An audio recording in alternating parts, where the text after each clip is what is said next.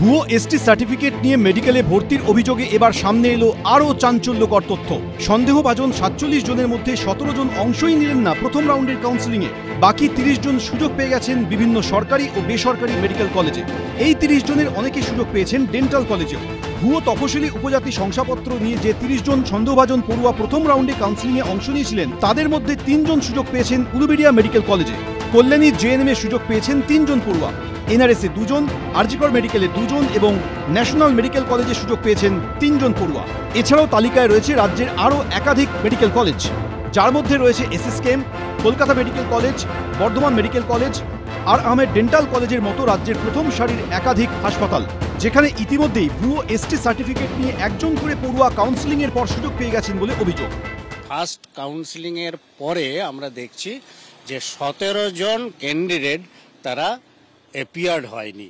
পুরো total 47 জনেরই certificate, এরা হয়তো সুযোগটা পেল না, কিন্তু ভুয়ো সার্টিফিকেট নিয়ে তো আছে। তাহলে সেই ভুয়ো সার্টিফিকেট নিয়ে থাকার কারণে তাদের কি হচ্ছে, তাদের বিরুদ্ধে আলাদাভাবে ইনভেস্টিগেশন হবে।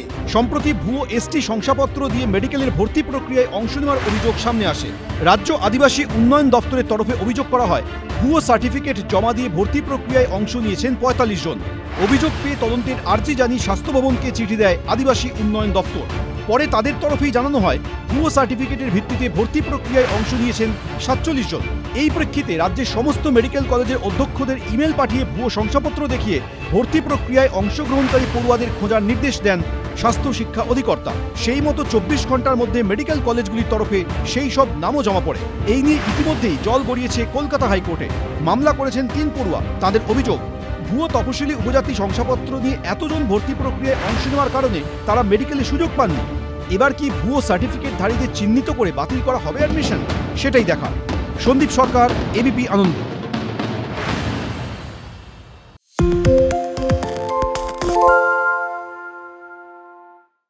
আরে চাটা দে ভাই, আমার একটা চা দেন। কি হলো আমারটা? বাংলা পক্ষপাত চায় না, বাংলা খবর চায়। বাংলা খবর, বাংলার খবর।